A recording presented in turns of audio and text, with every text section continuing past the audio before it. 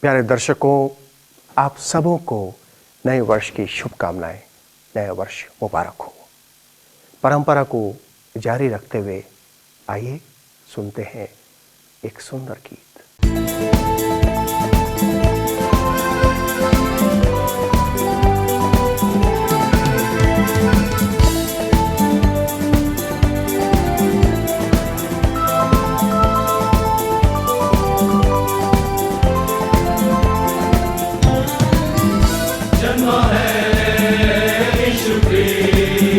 धरती पर जन्मा है यीशु ख्रीस्त।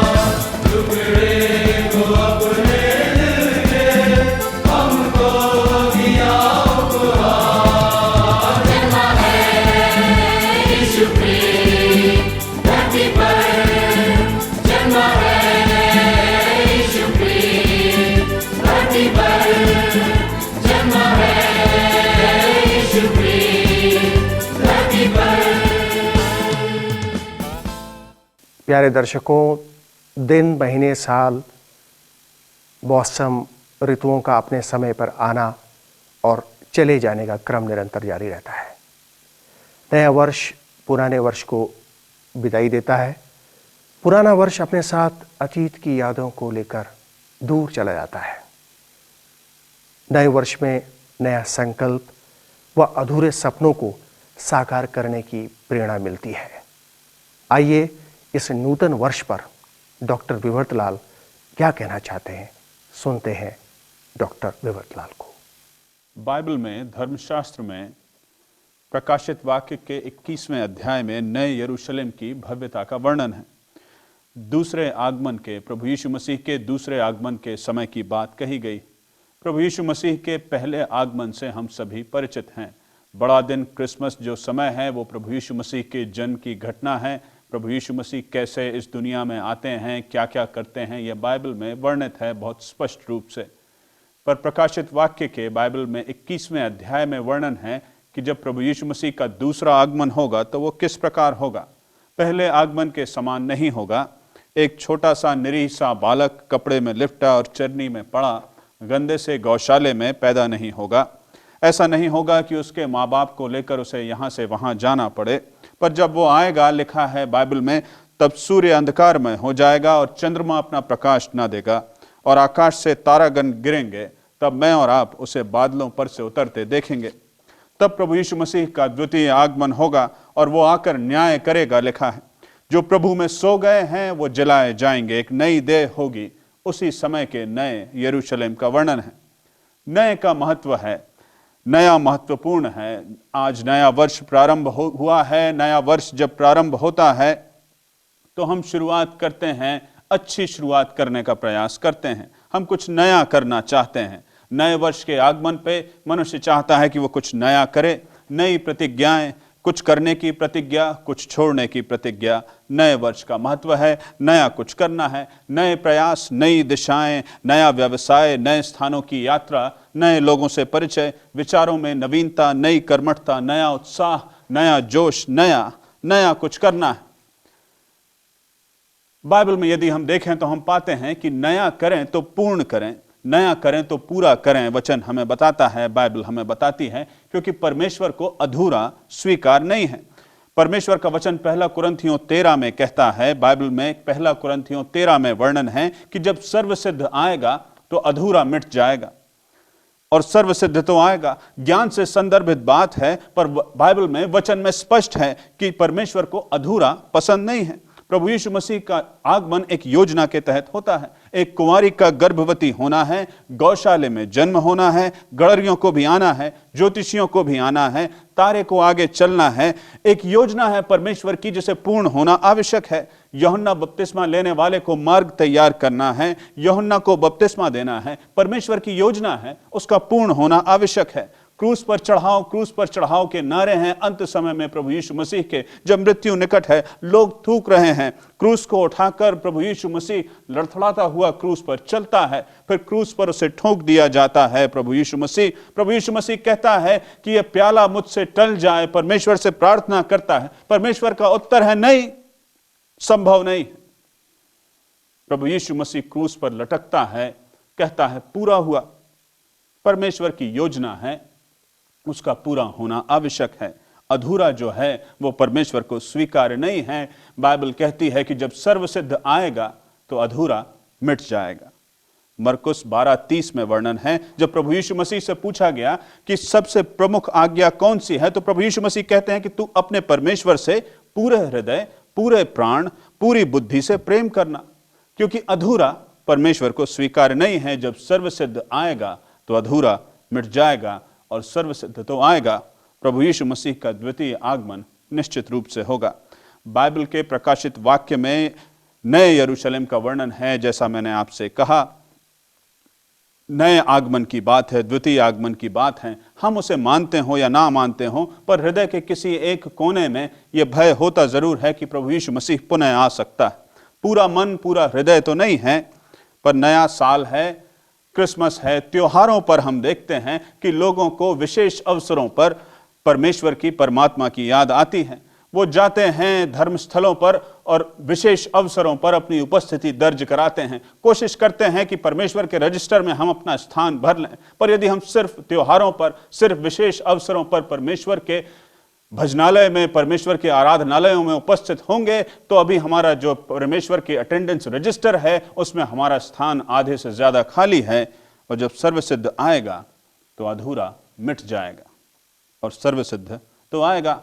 कलीसिया को परमेश्वर की दुल्हन कहा गया है, जिसमें ना कोई दाग है, ना कोई झुर्री है। जो चर्च है, जो कलीसिया है, वो परमेश्वर की दुल्हन है। ऐसे लोगों का समूह है जो बिना दाग और बिना झुर्री के हैं। परमेश्वर बिना दाग और बिना झुर्री के लोगों को चाहता है। ऐसी दुल्हन चाहता है जो गंदी ना हो। ऐसी दुल्हन परमेश्वर को स्वीकार नहीं है जिसके कपड़े फटे चिथे हों, जिसके बाल बिखरे हों। जो गंदी दुल्हन हो वो परमेश्वर को स्वीकार नहीं है। शाहजहां ने यमुना के दूसरी तरफ एक और ताजमहल का निर्माण प्रारंभ कराया था, जिसमें उसका विचार था कि स्वयं की देह को ताजमहल यमुना के दूसरी ओर अपने द्वारा अपने लिए बनाए जा रहे ताजमहल में रखेगा। पर वो ताजमहल कभी पूरा नहीं बन पाया।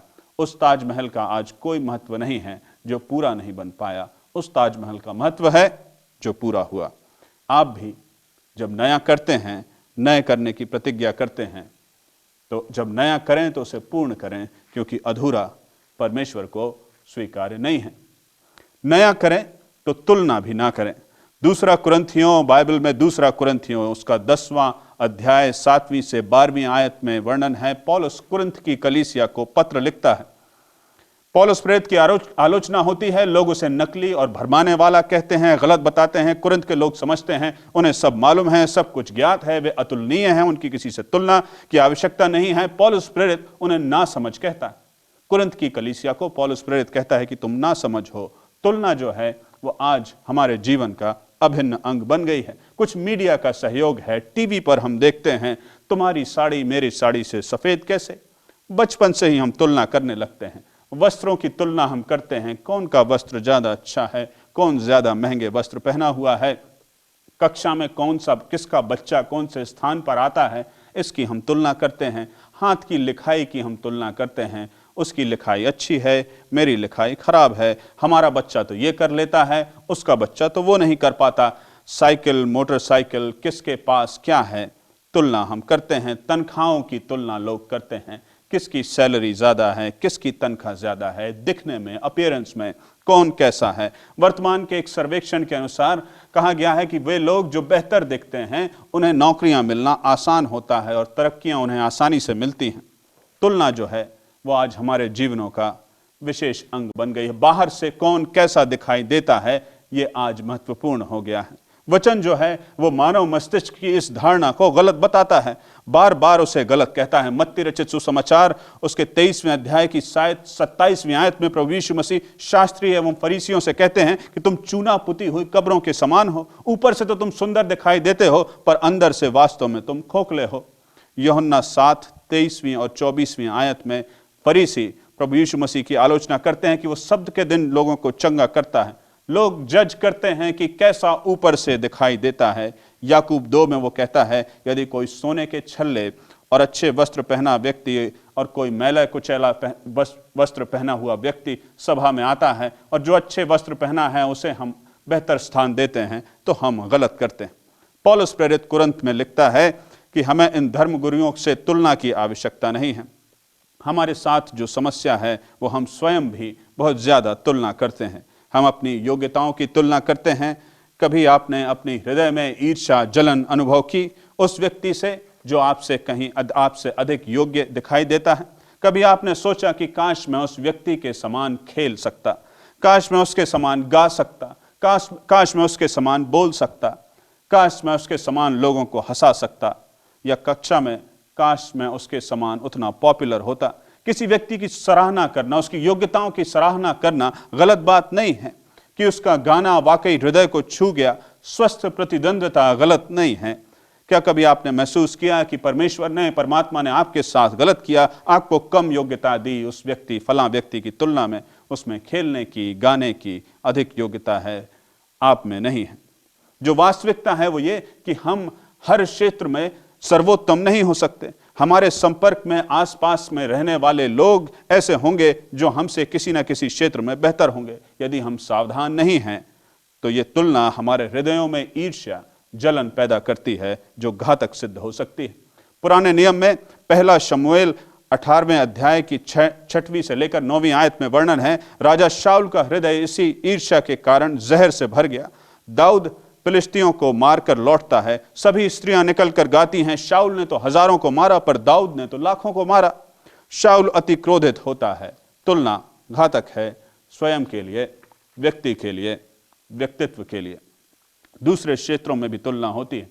बहुत बार व्यक्ति आईने के सामने खड़ा होता है और तुलना करता है, काश मेरी नाक थोड़ी सी लंबी होती, थोड़ा सा गोरा यदि मैं होता तो अच्छा होता, आंखें बड़ी होती तो अच्छा होता, बाल लंबे होते तो अच्छा होता, काश यदि थोड़ा सा फर्क मैं दिखता, मैं फला व्यक्ति के समान दिखता। तुलना हमें जकड़े हुए है। तुलना में हम स्वयं भी यही करते हैं। बहुत बार व्यक्ति दूसरे व्यक्तियों को अंक देते हैं कि ऐसे इस व्यक्ति के 10 में से 8 अंक, उस व्यक्ति के 10 में से 6 अंक, कौन कैसा बाहरी रूप से दिखाई दे रहा है, इसकी तुलना हम करते हैं। पहला शमूएल 16:7 में वर्णन है, इस्राएल में नए राजा का चयन होना है।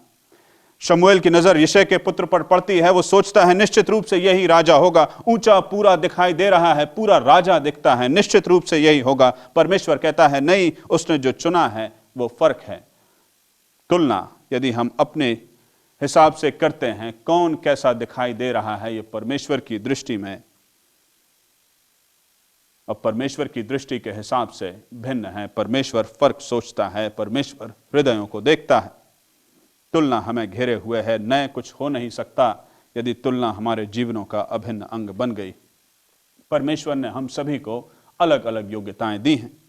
उसने हमको अलग अलग सृजा है। भजन संहिता 139 13वीं और 14वीं आयत में लिखा है, परमेश्वर ने हमें अद्भुत रीति से बनाया है, हम सब भिन्न हैं। यूहन्ना 10:3 में लिखा हुआ है, वो हम सबको अलग अलग जानता है और नाम लेकर पुकारता है। वो हम सबको अलग अलग जानता है और नाम लेकर पुकारता है। नया करें तो तुलना ना करें। बड़े दिन पर, क्रिसमस पर जो अभी अभी मनाया गया, उसमें प्रभु यीशु मसीह को हम सब ने पैदा तो करा दिया। जश्न मनाए जाते हैं, बहुत जश्न मनाए जाते हैं। सप्ताह पूरा हो चुका, समाप्त हो गया। छोटे से बालक के पैदा होने का जश्न जब हम मनाते हैं तो हम बहुत खुश होते हैं। पर उस छोटे से बालक के बारे में सोचिए, उसने जब चलना फिरना प्रारंभ किया था, प्रभु यीशु मसीह ने मंदिरों में शास्त्रार्थ किया था, गलियों में वो घूमा था, उस पर थूका गया था, कोड़े लगाए गए थे, ठोंक दिया गया था उसे सूली पर। तब बहुत बार व्यक्तियों ने उसे अकेला छोड़ दिया था। जन्म तो हम मना लेते हैं, पर प्रौढ़ावस्था में समझ की बातें जब उसने की, उद्धार की बातें की, तो उसे दरकिनार हम कर देते हैं। जब तक बालक था तब तक अच्छा था, जब तक शांत था तब तक अच्छा था, जब तक कुछ बोलता नहीं था तब तक अच्छा था। पर जब वो बातें बोलता है जो बाइबल में लिखी हैं, जो बाइबल में वर्णित हैं, तो वो हमको पसंद नहीं आती, क्योंकि वो बातें कठिन हैं। वो हमें त्याग की बात बोलता है, वो हमें पड़ोसी से प्रेम रखने की बात बोलता है, वो हमें ऐसा जीवन जीने को बोलता है जो एक आदर्श जीवन हो। बहुत बार वो हमको पसंद नहीं आता। पुराना जो घटित हुआ वो महत्वपूर्ण है, निश्चित रूप से। इसलिए पुरानी बातें महत्वपूर्ण हैं, इसलिए प्रभु यीशु मसीह का प्रथम जन्म महत्वपूर्ण है। यदि प्रथम जन्म के समय के बाद कही गई बातें हमने की नहीं हैं, यदि हम उसे पूरा करते नहीं हैं, तो जब दूसरा आगमन जब प्रभु यीशु मसीह का होगा तो उसका आगमन निरर्थक हो जाएगा। इंडियाना के एक धर्मगुरु के घर की बात है। उनका एक बच्चा था, अगुए थे धर्म के, और बच्चे में एक आदत थी कि वो चोरी करता था। चोरी करने की उसमें आदत हो गई, बचपन से ही छोटी छोटी चीजें वो उठा लिया करता था। माँ बाप ने सारे प्रयास किए, पूरी कोशिश की कि कैसे उस बच्चे की ये आदत चली जाए, पर वो आदत जाती नहीं थी। निरंतर कभी भी कहीं वो जाते थे, कोई ना कोई चीज वो बच्चा चुरा लिया करता था। बड़ा होता गया बच्चा, ये आदत उसकी गई नहीं। एक बार वो अपने मित्र के यहाँ गया, मित्र के स्टोर में गया, दुकान में गया। वहाँ से जब लौटा तो मित्र का फ़ोन आया कि आपके बच्चे ने हमारे स्टोर से कुछ चीज़ें चुरा ली हैं। पिता बहुत नाराज होते हैं, बहुत अधिक नाराज होते हैं। वो हर तरह की चीज वो कर चुके थे, उसे समझा चुके थे, बच्चा मानता नहीं था। इस बार वो बहुत नाराज होते हैं, बच्चे को एक कमरे में ले जाते हैं, दरवाजा बंद करते हैं, बच्चे को बहुत मारते हैं और उसके बाद एक कुर्सी पर बैठकर स्वयं रोते हैं। इस घटना को बहुत समय हो जाता है और बच्चा फिर धीमे धीमे और बड़ा होता है और उस दिन के बाद से बच्चा कभी चोरी नहीं करता। कुछ समय के बाद बच्चा लौट कर आता है, बड़ा हो चुका होता है, उसका स्वयं का परिवार होता है। परिवार में अपनी माँ के पास बच्चा बैठा हुआ होता है और युवा हो चुका ये बालक, जो पूर्ण में बालक रहता है, माँ उससे कहती है, पुराने समय की बातें वो याद करते हैं कि हम ऐसा किया करते थे, हम वैसा किया करते थे। याद करते हैं कि तुम्हारी चोरी करने की आदत थी और मुझे याद है कि एक बार तुमने अपने पिता के मित्र के यहाँ से जब चीज़ उठा ली थी तब पिता बहुत नाराज हुए थे और उसके बाद उन्होंने तुम्हें बहुत मारा था और उसके बाद से तुमने चोरी करना छोड़ दी थी। बच्चा कुछ देर शांत रहता है और फिर अपनी माँ की तरफ देखता है और कहता है कि माँ, मैंने चोरी करना उसलिए नहीं छोड़ी थी कि पिता ने मुझे बहुत मारा था, पर मैंने इसलिए चोरी करना छोड़ी थी क्योंकि उस दिन पिता बहुत रोए थे। प्रभु यीशु मसीह जो हमारे लिए इस पृथ्वी पर आया, जिसने हमारे लिए आंसू बहाए, जो हमारे लिए रोया, जो हमारे लिए मर गया, उसके लिए हमें भी कुछ करना है। नए वर्ष की शुरुआत है, आइए मैं और आप निश्चय करें कि हम नया कुछ ऐसा करें कि ये नया जब पुराना हो जाए तो जो नई पीढ़ी है, जो नया है, वो इस पुराने पर गर्व कर सके। परमेश्वर हम सभी को आशीष दे। प्यारे दोस्तों, प्यारे बंधुओं, उम्मीद है आपको हमारा कार्यक्रम पसंद आ रहा है और जानकारी के लिए आप ज़रूर संपर्क करें अपने करीबी चर्च से। नमस्कार।